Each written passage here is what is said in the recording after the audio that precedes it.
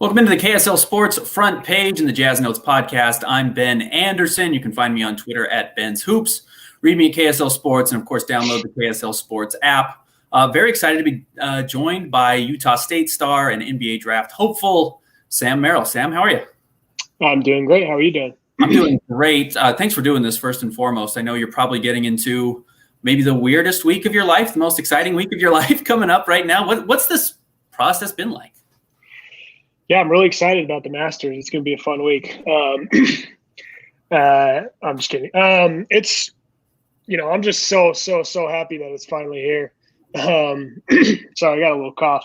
You're good. But just the last 8 months have been, good for me development wise. And I feel like I've been able to take advantage of it, but 8 months of not knowing what the next step in your life is going to be is tough. So I'm just so happy for next Wednesday, and I'm excited to see what happens. So what have the last 8 months been like? Where are you right now? So I've been mostly here in Bountiful. Me and my wife been living at my parents' house, and I've just been just working out every day. I mean, I went and spent a couple weeks down in Phoenix and worked out down there, I had hopes of going to other places to work out, but from about July on, we had no idea when the combine was going to be, when the draft was going to be. So I couldn't make any plans for the future, just with all the uncertainty. And because of that, I ended up staying here. But I feel like it's been great for me. I've been able to work out at multiple spots, and I've made some real progress. Yeah. So for our listeners and viewers right now who are watching this, the general draft process involves a player like Sam going out, working out in different cities, working out with different teams. Sometimes it's back-to-back days. Sometimes it's 3 in a week. You're playing with other players, and it's kind of this crazy thing. And they can kind of run you on their own floors through what their workouts are like. But because of coronavirus, that just has not been the case at all. You haven't been able to do that. Teams have come visiting you. Is that how it's been working? I know that's kind of what the NBA proposed. Yeah, they did. And I haven't been visited by anybody. I know that some of the very top prospects have been visited, but everything I've heard is that teams are reluctant to do so. They don't want to send their older executives out to see guys and travel. But I mean, when it's the top of the lottery, I think it's something that you have to do. So I know quite a few guys that are in my same position that haven't had anybody visit them. So for me, it's been just sending videos to teams, and that's about all they have is aside from the interviews. So March 7th, you hit the shot against San Diego State. You're anticipating going and playing in the tournament. And then 2 days later or 4 days later, Rudy Gobert tests positive for coronavirus and everything in the sports world gets shut down. What was your thought process just at that point where you're thinking, hey, I'm kind of reaching this pinnacle of my career. I've got all this national attention on me because I had this unbelievable run in the tournament. You won MVP. What was your initial thought of just like this direction you got thrown into? Yeah, I was obviously very disappointed, and our entire team was very disappointed that it had ended so abruptly and and so randomly like that. But at the same time, I was ready and excited for the next step. I had been obviously focused on trying to win games and trying to get us back to the tournament. But after 4 years at Utah State, I was also in the back of my mind thinking about the next step and what that was going to be. So when that happened, obviously there was a day or two of sadness and disappointment. But from then on, I was just focused on what my next goal was going to be, and that was trying to hopefully get drafted and make the NBA. What's that like, having that in kind of your final college memory and hitting that shot? And, it's legendary. It's one of the great shots really in certainly Mountain West Conference basketball history, certainly Utah State history. And it was your last shot. What did that mean to you? Yeah, in hindsight, it's the best way to go out. Again, I still wish that we and myself personally could have had an opportunity in the NCAA tournament, but because that was totally out of our control, that's the perfect way to go out. It was a lot of fun. That's a hero shot, as they'll say. I mean, that was Dame Lillard pulling up on Paul George. What I like is the play before is you had Fagan on you, and you're just bigger than he is, and you took him into the post and pushed him out of the way and got to the foul line. Like, that's the NBA thing, right? Like, that's saying, hey, I know what my advantage is here. Like, I'm not taking a hero shot. I can just push this guy out of the way. You tie the game up at 56, and then you grab the rebound. right on the next play to set it up. Like, I think those are the things that we don't recognize enough that NBA players do that good college players don't. And that's kind of what your next level is you kind of found a way to make a lot of plays. What do you remember that game? Because you're going up against another kid who's kind of projected to get drafted right around where you are, and Malachi Flynn, he's a star in his own right. Yeah, that was the funnest basketball game I've ever played in, and playing against a great San Diego State team. And Malachi's wow, I don't know where this came from. This is barely – I just got done running. Maybe that was it. But Malachi's a very good player as well, and because of he had won Player of the Year, and deservedly so and such. But I kind of took that matchup personally, and we had developed a little bit of a rivalry with San Diego State over the past couple of years, and so it was a ton of fun. And again, just two teams throwing haymakers at each other, and fortunately, we were able to come out on top. So your usage rate in college is through the roof. You have the ball in your hands a ton. You get a ton of looks, and deservedly so. You shot incredibly efficiently. That's going to change dramatically in the NBA. And for any rookie, you could be the number one pick and you're not going to get the ball in your hand 25 times with 20 shots. So you're going to find yourself in the corner a lot. You're going to be running off secondary actions. You're going to be a floor spacer. What do you do to start preparing for that? What do you do on March 8th or when you realize there's not going to be a tournament to say, okay, now I have to totally redefine my game? How did you start working on that? Who gave you that direction? Yeah, so to be honest, I've always felt like that would never be an issue for me. I feel like that's always the type of player that I've been. If you were to look at my college stats, my lowest scoring games, obviously I had bad games, but generally my lowest scoring games were against teams where I didn't need to score. And so, I feel like that's the thing that I've tried to get to teams most is my ability to be versatile. Some teams have shown interest because they think I have the ability to have the ball in my hands at times.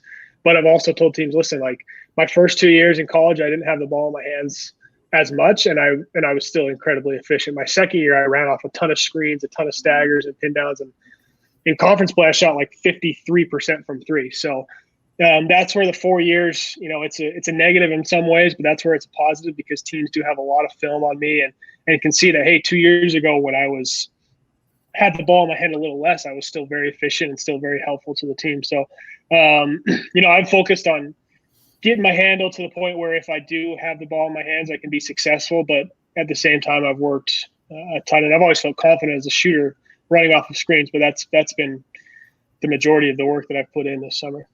A lot of college guards going to the draft have just never played with a good big man. Like they probably played in AAU with a guy who may have a chance to play pro. But you're playing with Neemias, he's going to go pro. Like he's going to be an NBA player. It's certainly going to be in the draft probably next year. I'm surprised he isn't this year. Explored the waters last year. What advantage did you get from playing with him? Because you play off of those guys. And like you said, your game's going to be playing off of other guys in the NBA. He's kind of got some of those things that a lot of bigs do, setting screens. You can give him the ball down low. You space off of him and around him to get things open for him. And then he can get things open for you. How did that help you in this process? Yeah, not only Nimi, who's great, but I also played 3 years with Quinn Taylor, who's not an NBA player, but he's the smartest player I've ever played with, and he plays like an NBA big as far as he knows when to do dribble handoffs, when to set screens, random screens and stuff. So playing with both those guys, like it was super helpful to me. It certainly gave me a lot of opportunities, but I think that would hopefully make the transition easier going forward. So when we talk about guys you played against, we talked about Malachi at San Diego State a little bit. Who blew you away when you were playing against them in college? Who did you see that was just kind of a different level and you realize like, oh, that's what the future holds. These guys are significantly better than the competition on the floor?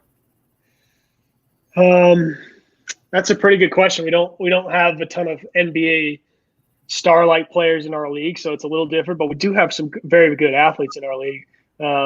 One thing the Martin twins from Nevada. Cody was drafted, I think, early second round last year, and Caleb wasn't drafted, but he got a roster spot. And I mean, those guys are just, I don't know if they're going to stick or not talent wise, who knows, but those guys are great athletes. I mean, those guys were next level athletes, and they're NBA athletes. So having the opportunity to play against them, and Jordan Caroline, who was on that team as well, who who I don't know if he's an NBA player, but was an NBA athlete. Those were the three guys that was a lot of fun playing against. You can kind of see what the length and what the athleticism really is like at the next level. You talked a little bit about your versatility. What's your body like right now compared to where it was in college? What are teams kind of gearing you towards, or what are you and your team deciding to do? Yeah, that's been the number one thing for me. Everyone talks about how to play in the NBA you have to be in great shape, but specifically me, my body was never in a perfect spot at college. I always felt okay. I always felt like I was in good shape. But as soon as I finished, everyone was told me, like, you got to lose weight, you got to drop body fat, you got to be in great shape. So that's been the number one focus for me. And I was at 205, and with the in-season fat that you put on, I was probably at 14 or 15% body fat when the season ended. And I've lost 10 pounds, and I'm down to under 10% now. So I feel really, really good. And hopefully, it's going to be quick. The draft comes next week, and training camp is basically a week and a half after. So I feel like I'm ready, and hopefully I'll be in good enough shape to be successful. Yeah, you don't get the summer league to kind of figure out what you need to do or where your body needs to be. And I think that's a huge advantage for a lot of guys who have that. A lot of guys break out on that stage or realize, hey, this is totally different than I thought, and this is what I need to change. And you're not going to have that opportunity. Losing weight, does that mean you're thinking more you're going to play the 1 and the 2 versus kind of playing a little bit bigger and playing the 2 and the 3? Kind of is that the direction you think you focused? Yeah, most teams that I've interviewed with have asked me if I feel comfortable handling the ball and playing point guard, and I've always told them, yeah, I do. That's always what I felt like is my best position. To be honest, I understand that I'll be more of a 2, but like I said, I think the intrigue comes from that ability to lead an offense and play out a pick and roll and make reads and make good passes. So I would guess that's what teams that have interest are leaning more towards. So what's the combine process been like? What's just kind of the workout process? How are teams seeing you right now? What are they doing? Yeah, so I got the invite to the combine, and we had planned for me to obviously go to the Jazz facility and run through the physical tests, and then they have 8, which I'm sure you've seen the draft guys post about. They have 8 shooting tests that they ran everyone through, and then you had 45 minutes to shoot your own pro day video with only 1 rebounder that you could bring. And I actually got hurt. I hurt my ankle, so I wasn't at the worst possible time. So I wasn't able to do it in time. So for me, like I said, I've just been taking videos of the drills that they're doing and sending them into teams. And this week, now that I'm basically fully healthy, I'll be able to shoot my own pro day video, go through all those shooting tests and send those into teams. And it's basically the exact same thing. But have you done interviews with all the teams or who haven't you talked to yet? How many teams? So early on in the spring, I did a first set of interviews, and I interviewed with most of the league, 27 or 8 teams. And then for the combine interviews, I've done, I think, 10 second interviews. So it's been good. Yeah, that's a good sign. 10-second interviews is a big deal. That's that's when they start narrowing down the cast of people they're looking at drafting. Those second interviews are generally a pretty good idea of what you're looking at and what your opportunities are. What did you get? You said you had the ankle injury. Do you get nervous before these workouts? Because I would imagine as good a shooter you are, you don't really have bad shooting days in the gym when you're not playing against anybody. Like, you'll have a bad game where you don't shoot well, but if you're in a gym not going up against anyone, I'm sure you shoot well. What do you get nervous for? Yeah, I think, and even if I were to have a bad shooting day, when we're filming something, I don't think these workouts mean a whole lot for a guy like me, because teams do know that I can shoot. The biggest thing that me and my agents have talked about is we want to get you on film just so teams can see your body, so they can see how different I look and how I've lost that weight and how I'm moving better and I'm lighter on my feet and I'm jumping better. So, yeah, it's good to get up shots, but teams know that I can make a standstill 3 at a pretty high rate. So we're trying to get on the move, show that I'm a little quicker, that, like I said, I'm feeling better, physically lighter on my feet, and hopefully that will be an advantage. Would it have been easier to do this against other guys if you had other players in the gym that you could have worked out with and kind of shown what you're doing differently or how your body's changed or your handle that you talked about? Yeah, definitely. Anytime you can compete with or against guys is great. And I was really excited going into the process for that opportunity, because I play at a smaller school and don't get as much as many opportunities against high level guys. I was really excited for workouts and for a combine to be able to play against those guys because, I feel confident that I would have had success against them, but it is what it is. So have to make the most out of the opportunity that we have. And you didn't test the waters last year, did you? I did not. I was going to, and I actually got talked out of it by my agent.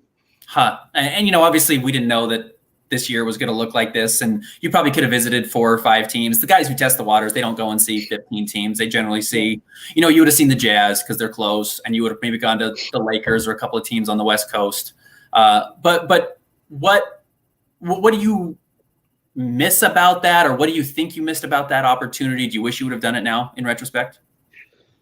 No, I mean, like I said, my agent's Mark Bartelstein, and he at the time, he exactly knows. I don't even know if he wanted to represent me, but Danny, I'm best friends with Crew Range, and so I know Danny pretty well, and he put me in touch with him and just said like, hey, like, I don't think this is great for you because you play at a smaller school, and some of these executives are kind of almost lazy, and like they'll see you and they'll see what they like and what they don't like, and they'll take that as all they need and won't put forth the effort to come watch you the next season.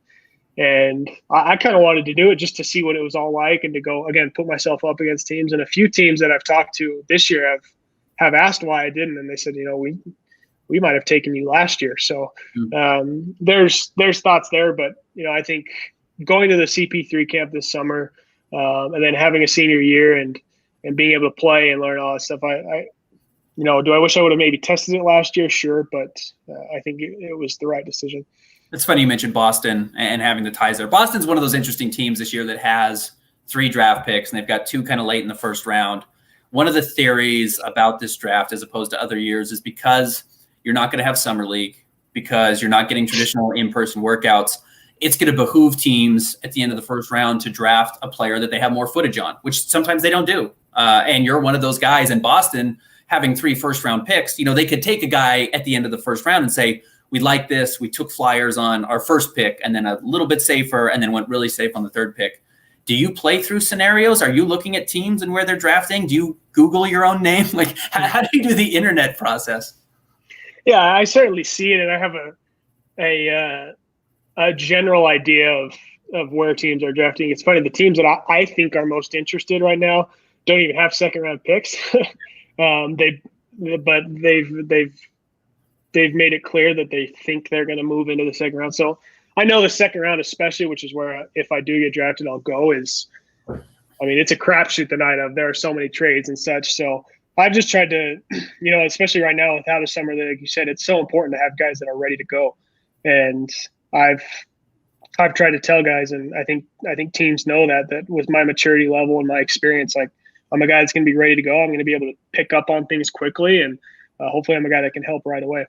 I think a lot of these kids that are in this draft and some of the younger players like Kyra Lewis, who's 19, I think, or maybe he's 18, and just like what this whirlwind process of he played 30 games in college. I think he played 2 years, so he played a little bit longer. But some of these kids who played 1 season was shortened due to coronavirus. They don't get this kind of traditional off season, which designed to not just get you physically ready, but mentally ready.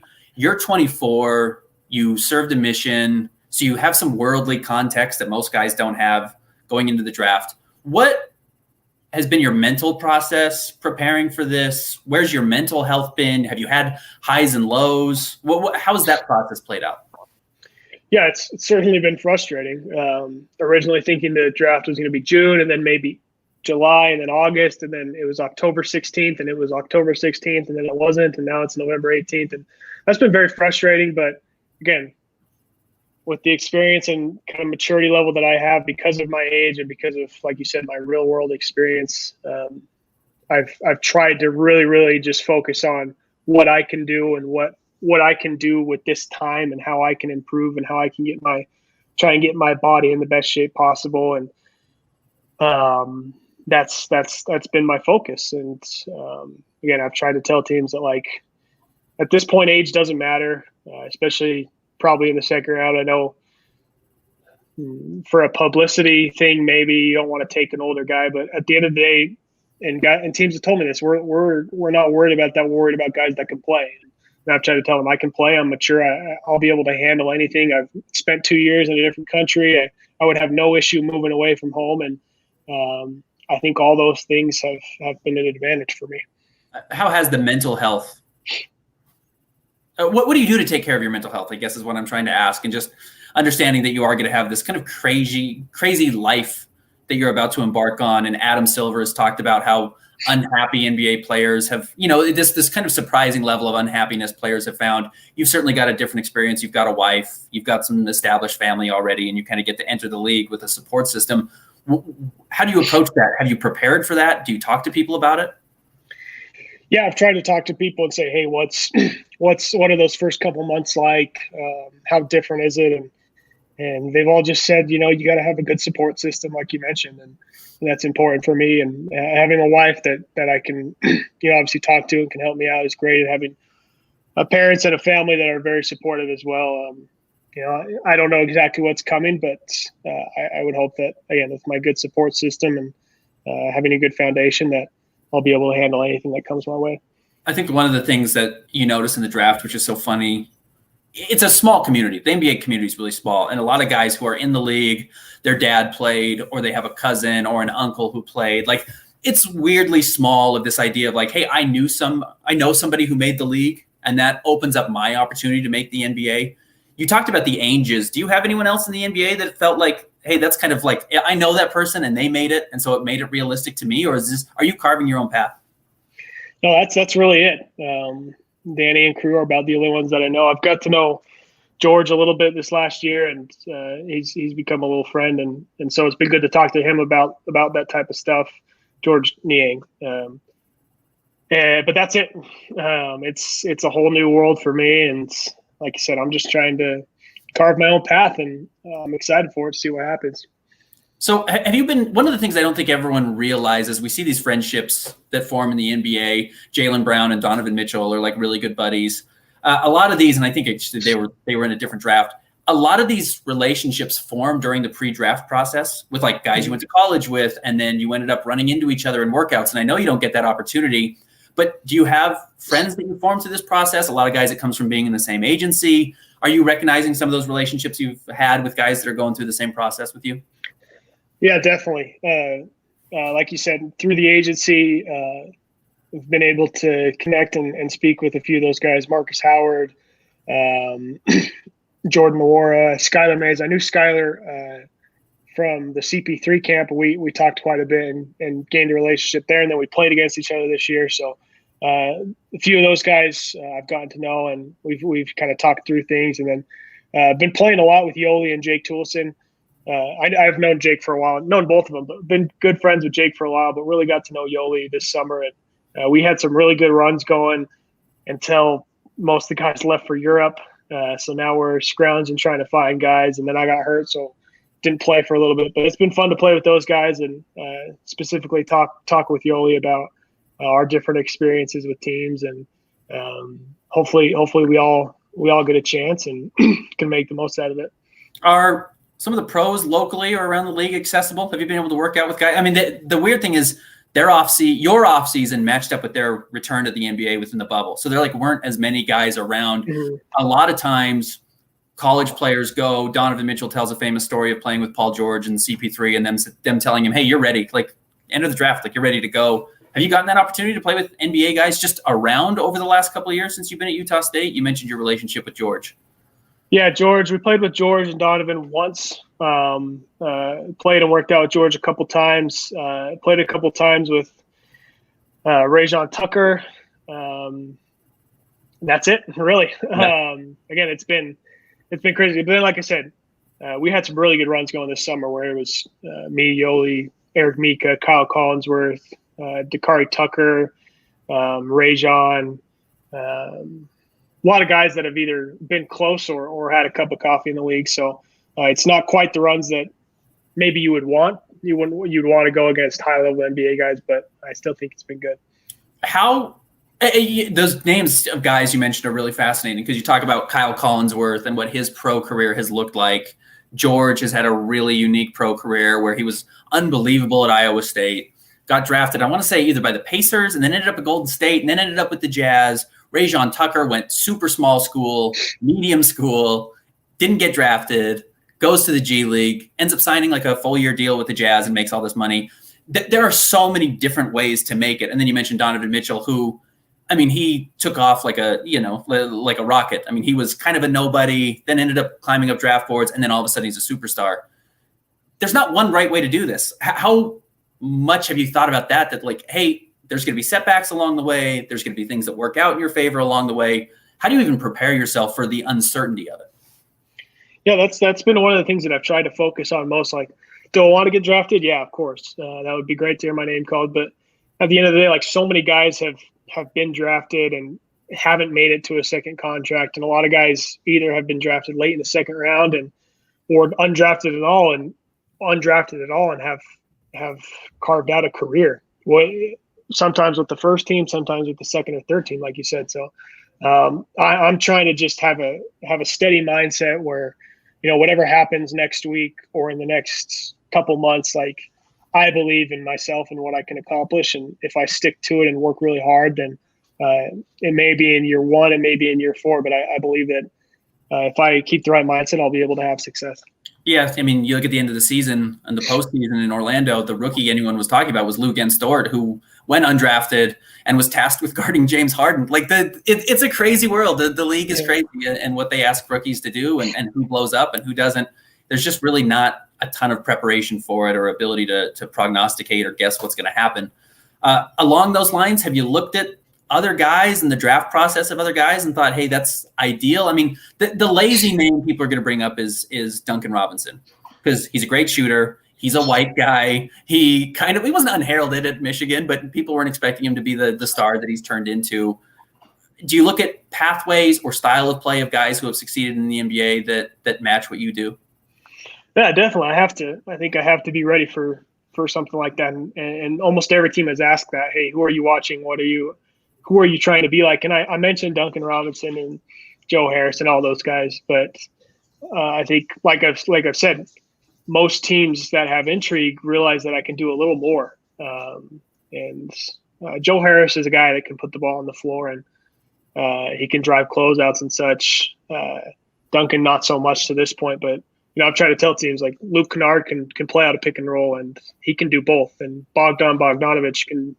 I know it's so hard to just do it by race, but that's kind of how it works. That's how teams do it.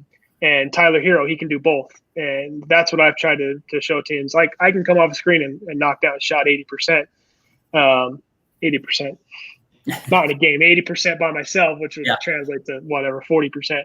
But I can also play out a pick and roll and play off of dribble handoffs and such. So, like I said, teams have been intrigued by that.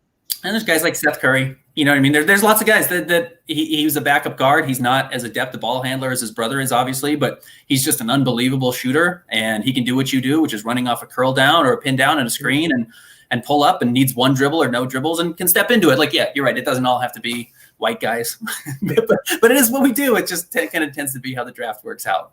All right. So what does the next week look like for you? What are you doing leading up to, what is the draft's Wednesday, right? A week from Wednesday. What do you do over the next 9 days?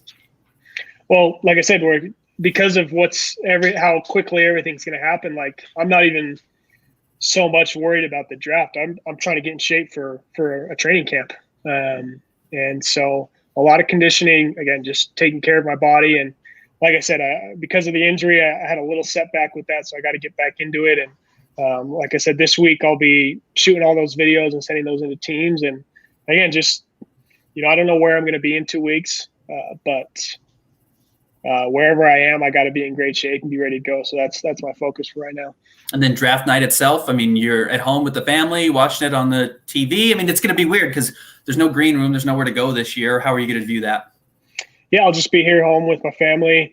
I may invite a couple people over depending on my confidence level. I am pretty confident, but we'll see. And, obviously COVID's gotten bad here, so you have to be careful with that type of stuff. But the league sent out or offered, I think, every potential guy to send out a camera or whatever, and I respectfully declined. I'm good with that. So we'll just be hanging out here and hoping that it's going to be a good night. All right, Utah State guard, draft hopeful, Sam Merrill. Giving us a bunch of time. I really appreciate it. Good luck over the next week, and it'll be fun to watch your career. Thank you, Ben. I appreciate it. All right, find us on KSLSports.com. Download the KSL Sports app. We appreciate it as always.